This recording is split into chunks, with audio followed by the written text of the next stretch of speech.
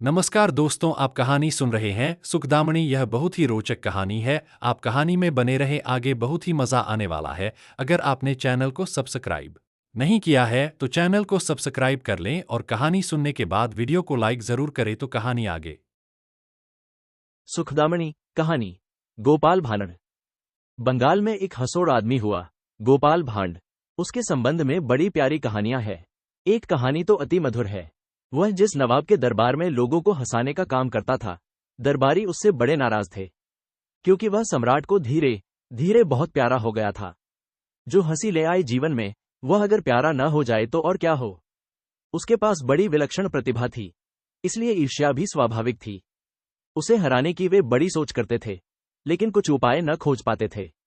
आखिर एक दिन कोई उपाय न देखकर उन्होंने गोपाल भीड़ को पकड़ लिया और कहा कि आज तो तुझे राज बताना पड़ेगा कि तेरी प्रतिभा का राज क्या है।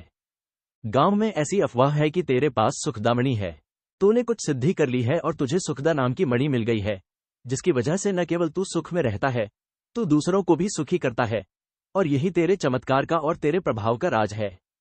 वह सुखदामणी हमें दे दे, अन्यथा ठीक न होगा। दरबारी उसकी मारपीट भी करने लगे। उसने कहा कि ठहरो, तुम ठीक कहते हो, अफवाह सच है। सुखदामणी मेरे पास है, लेकिन कोई चुरा न ले, कोई छीन न ले, इसलिए मैंने उसे जंगल में गड़ा दिया है। मैं तुम्हें बता देता हूं, तुम खोद लो। पूर्णिमा की रात वह सब दरबारियों को लेकर जंगल में गया। एक वृक्ष के नीचे बैठ गया।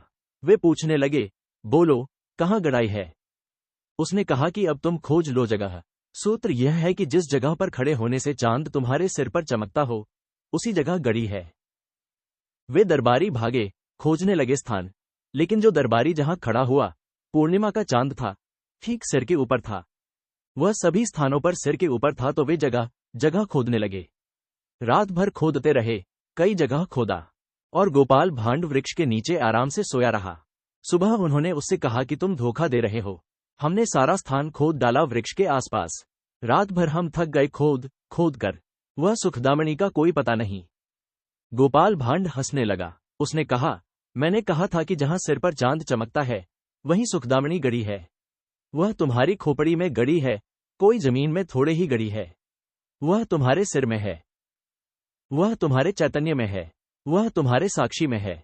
जो साक्षी हो जाता, वह सुखी हो जाता।